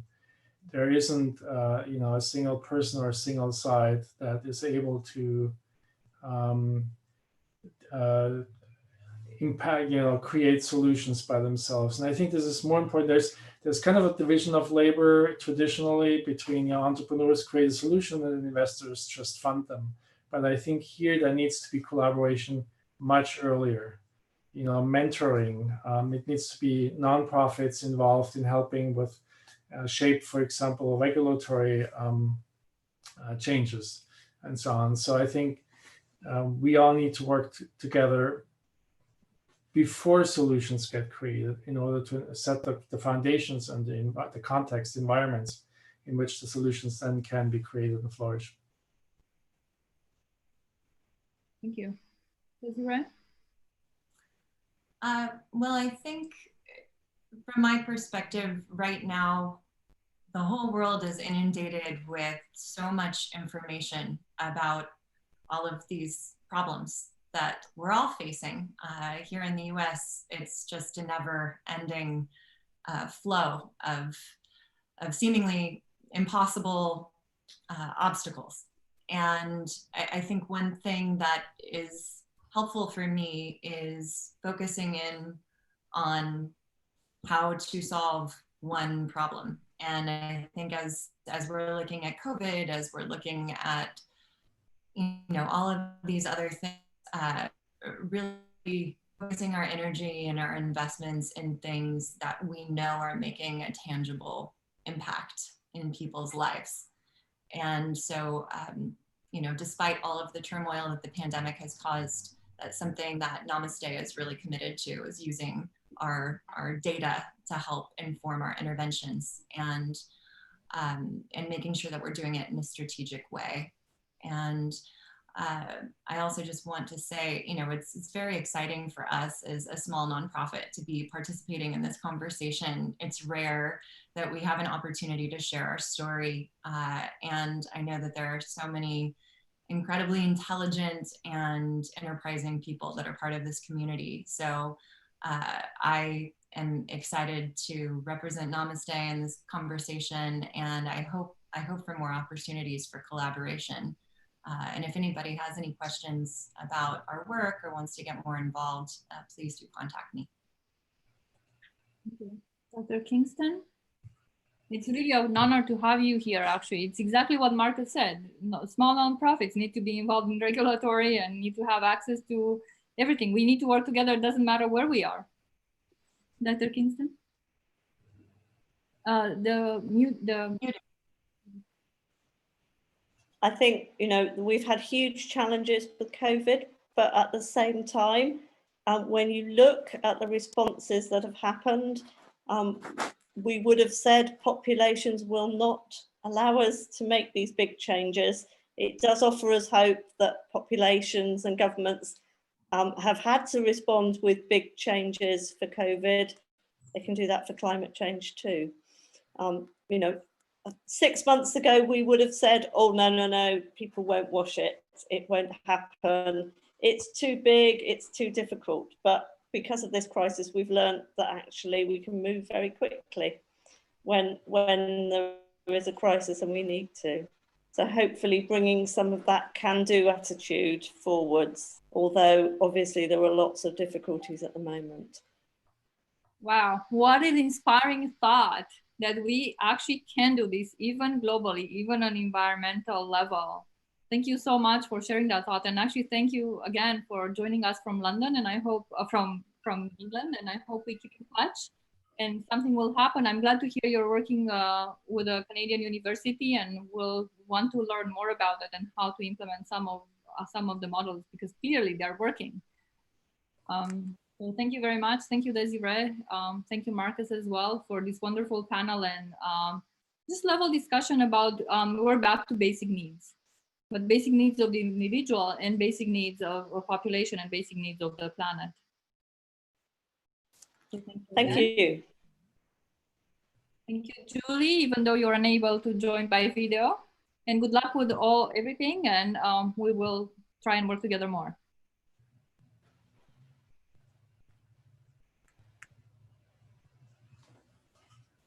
And following this, we have one more. We have one more project from Kash Ali and David Marshall. This is also an international collaboration, and of course, you're welcome to stay and watch. This comes through the Rotary International, actually.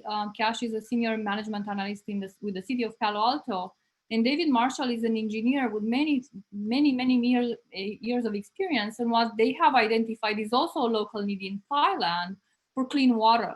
There are children to go to school and have no clean water, and they're super affected by COVID. So David is kind of like Desiree was saying later, the network, the local network that knows everything about everyone and what their local needs are. So Water for Life and COVID-19 from Kash Ali and David Marshall.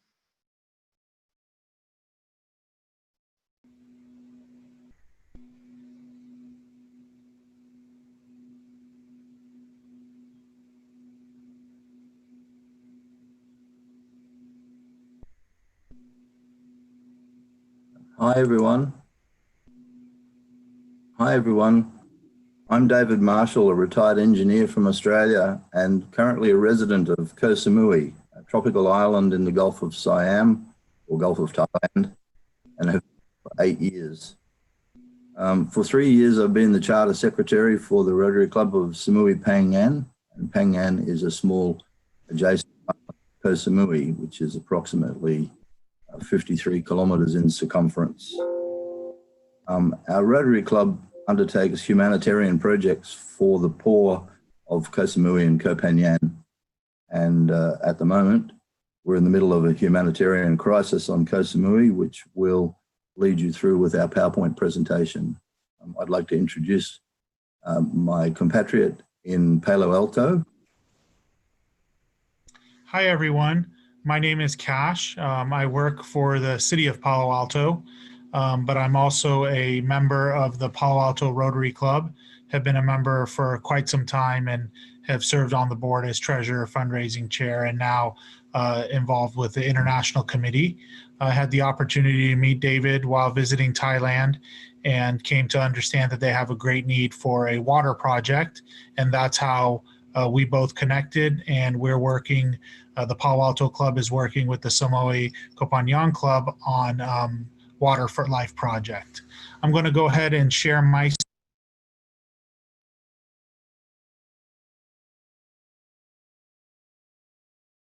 screen and we'll begin our PowerPoint.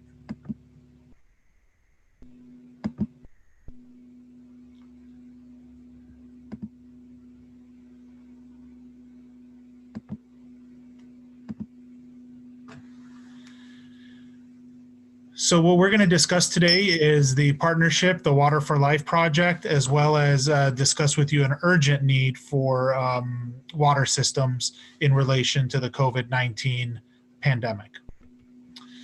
We're specifically asking for a call for action that is donations made to the Palo Alto Rotary Club. They are tax deductible, and we'll provide you with a tax deductible letter for that.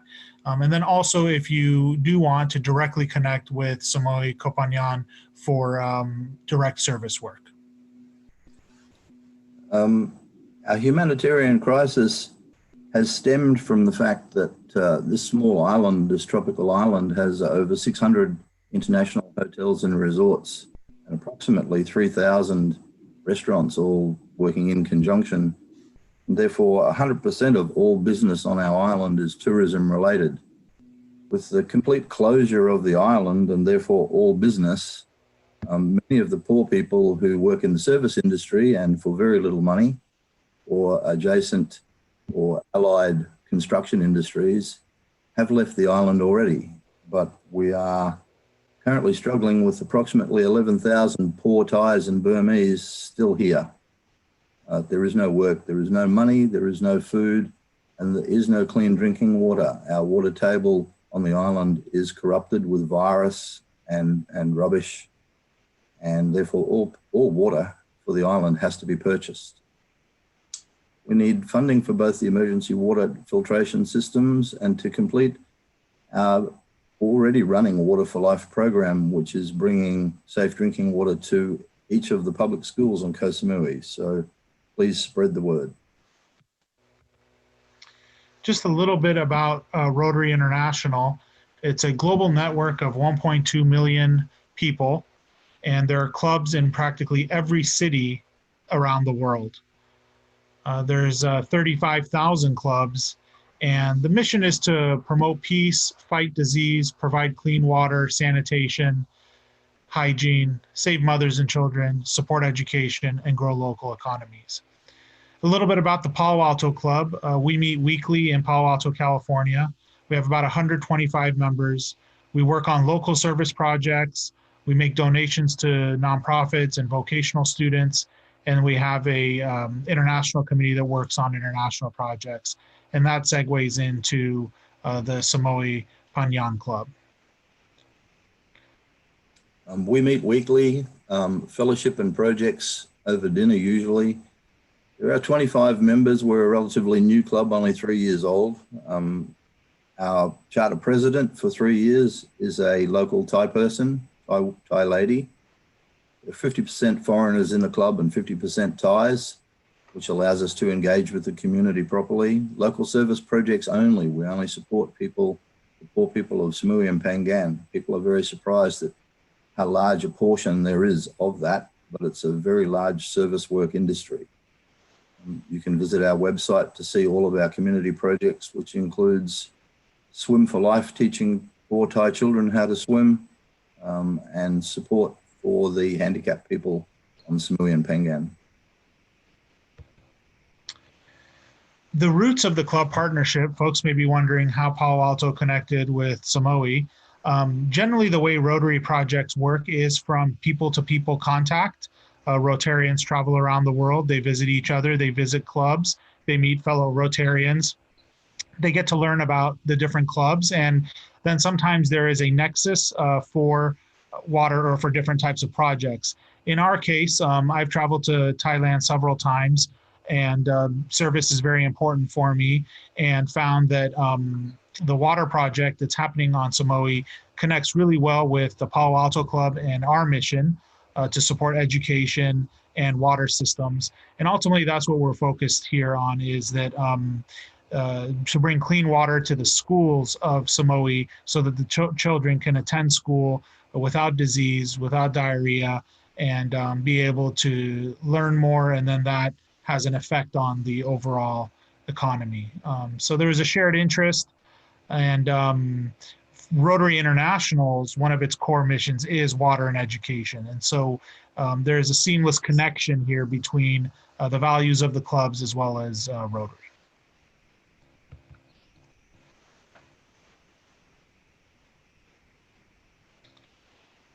Did you want me to talk about this one, David?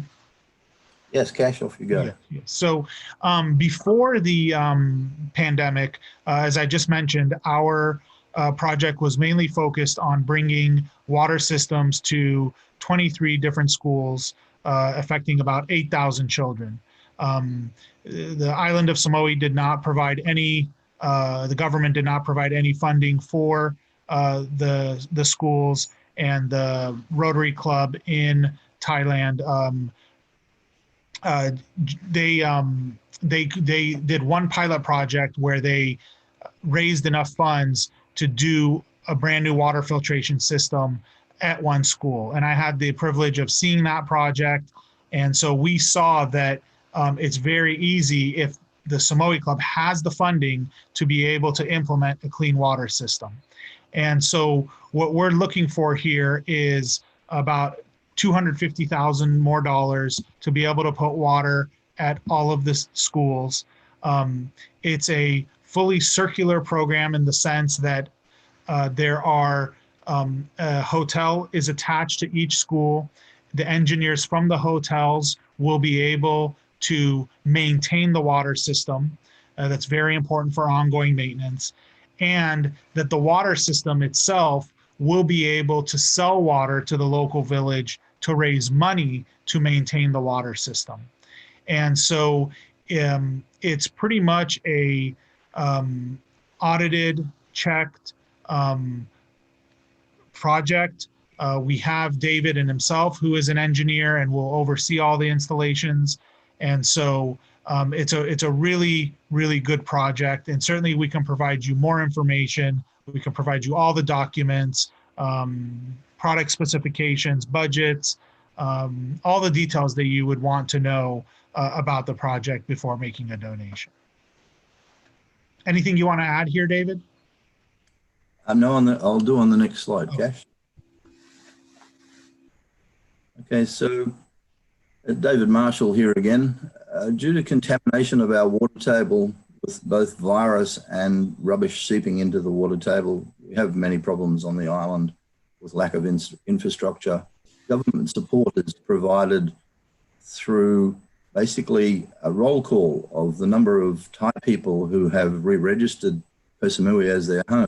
Unfortunately, most do not. They remain registered at their place of birth for various tax reasons and tax breaks and things, particularly the farmers and so forth. They all flock to our island to low-paying jobs because it's better than they have in the country and in the bush.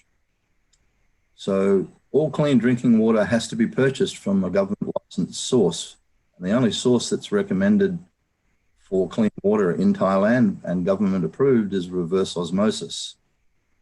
Unfortunately, we have about 11,000 poor Thais and Burmese who are still left here, stranded with no money to leave. Borders are all closed. There's no work, money, food or clean drinking water, which is making worse the effects of exposure to COVID. We have had very, very few cases on the island, only 7 and no deaths.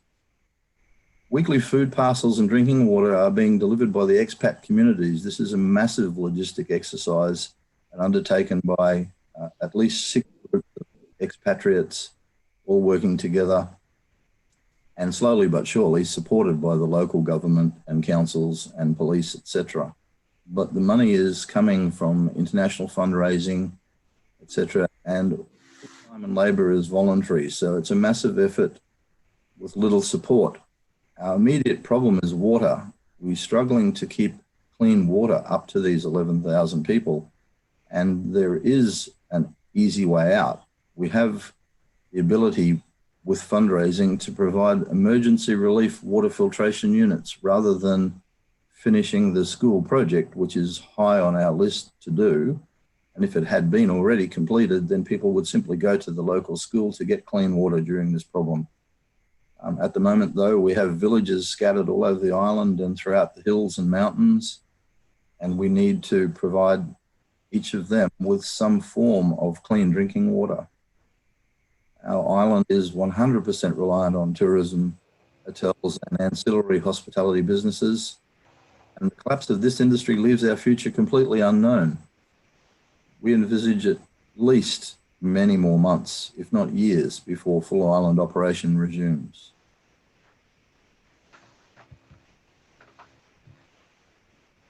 Here is presented to you some of the documentation that's already been arranged through both of our clubs. You can see all of our support at the bottom for our current project, and we're underway towards commencing construction at 11 of the 23 schools still to be done. At the moment, schools are closed. They'll reopen in another month. And at that stage, we hope to be working hard to bring these systems to these schools, which will also affect not only the 8,000 students, but all of the families that are associated with those students. And each of these schools is supported by the local temple and a whole group of people, including the nearby resorts and so forth, all forming a committee which is engaged to provide the much needed maintenance and support for the kids and the families that is not government provided. So from my perspective, David Marshall on the island of Koh Samui, thank you for your attention, and hope that somebody out there can see our plight and may be able to help us in some way. Over to you, Cash. Yeah, I would just like to reiterate, in essence, there's the main project, which was to provide water and is to provide water to all the 23 schools to affect not only the 8,000 students, but the village that the school is in the terms of providing a water system where folks can purchase water from the filtration system as opposed to bottled water. With the COVID-19, we have a different problem now with the immigrant population and the poor ties, the immigrant population of the Burmese and the local ties who work in the development industry. And so, you know, from our standpoint, we want to get emergency water filtration systems directly into those villages in the short term, and then also build the long-term larger water filtration systems for the schools. So hopefully that gives you a sense of the pre-COVID and the during COVID. The other thing that's unique about this project is that it's from a Rotary Club to a Rotary Club. Usually when a Rotary Club works, a USU Rotary Club works with a Rotary Club or on a project international, typically the US Club works with a nonprofit organization in that country, and then we find a Rotary Club in that country to host the project. In this case, we're very fortunate that the Samui Penang Club has itself leading the implementation of the water systems. That's very unique and adds a different level of credibility. So this is a great project. We really hope that you are interested in it and you reach out to David and I. Our contact information is here. David and I talk to each other almost every day. And so reaching out to David or myself will get you connected to both of us. And we certainly hope to hear from you.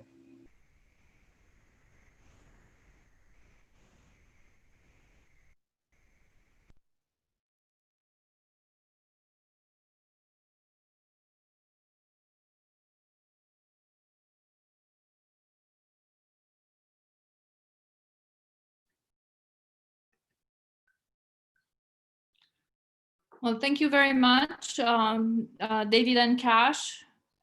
These are, again, the same thing that we talked in the panel before about how do you deal with emergencies in a situation where there's really stark poverty as well. It's really affecting lives of people in a very direct way. And with this, I think we conclude this afternoon, this session on social environmental impact.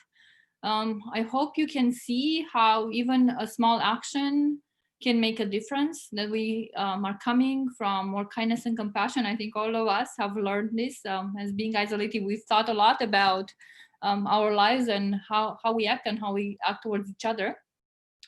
So it's not just a pandemic. We need to keep the momentum of the good things that have been happening, whether they're individual level or social level or environmental level, whether the level of technology, of integrative medicine. And I hope you enjoyed this 3-day summit. And I would like to invite the main organizer, David Tsao, back on so he can give you some concluding remarks. This, I can tell you, watching from a little bit from the sides, that has been a tremendous effort from David and his team. And I couldn't believe myself the breadth of subjects that he's able to cover in one day, and the experts that he brings in, and you can see he brings in anything from people who are Nobel Prize winners and people who have done the first virtual reality surgery all the way to nonprofit. So there's this tremendous level of care that David is putting into his company, his projects, in trying to bring everybody together to talk and resolve some issues. And again, I know him that he wants to impact 1 billion lives, and I think he's doing it. So David, thank you very much, and thank you, your co-host and sponsors again for this event. And what do you think? How did it go, and what would you like to say to the audience? Great. Thank you, Una. I think you have done an amazing job as our first MC and the last MC. Thank you, Una. It's a great pleasure to work with you. So for the audience, I just want to say thank you all for watching our videos online and on Zoom last few days. I greatly appreciate.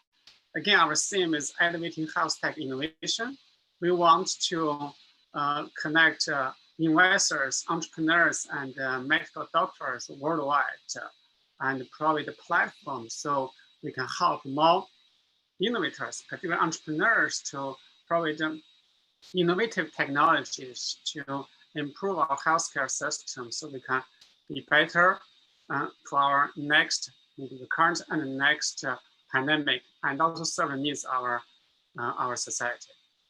Again, we produce lots of videos on YouTube. You will miss a few of them, but it's okay. Just go back to our YouTube channel. It's search for F50 Global Insights. You'll find most of videos. Again, this video is broadcast on actually 3 different YouTube channels. Number 1 is F50 Global Insights. Number 2 is Silicon Valley Entrepreneurs, SVE Silicon Valley. Number 3 is Net Newsbite YouTube channel. And then we have other direct distributed channels, including Floating and the NetEase and the Global Mentor Board. Totally, we have about 6 channels distributing our videos. I'm sure you can find our video online. If you want to search something, go there to search for the particular speech topic with the suffix of F50 Global Capital Summit, and you should be able to find our content. Again, this is not the end, it's the beginning of our collaboration, and we would like to bring our F50 Global Insights program every month to invite insightful talks online on our YouTube channel so we can keep engaging with our community members as well as entrepreneurs and investors worldwide. Again, so go to our YouTube channel and you find more information, and hopeful our talks can help give you some ideas or directions or something to help you to join us for elevating health tech innovation. Thank you.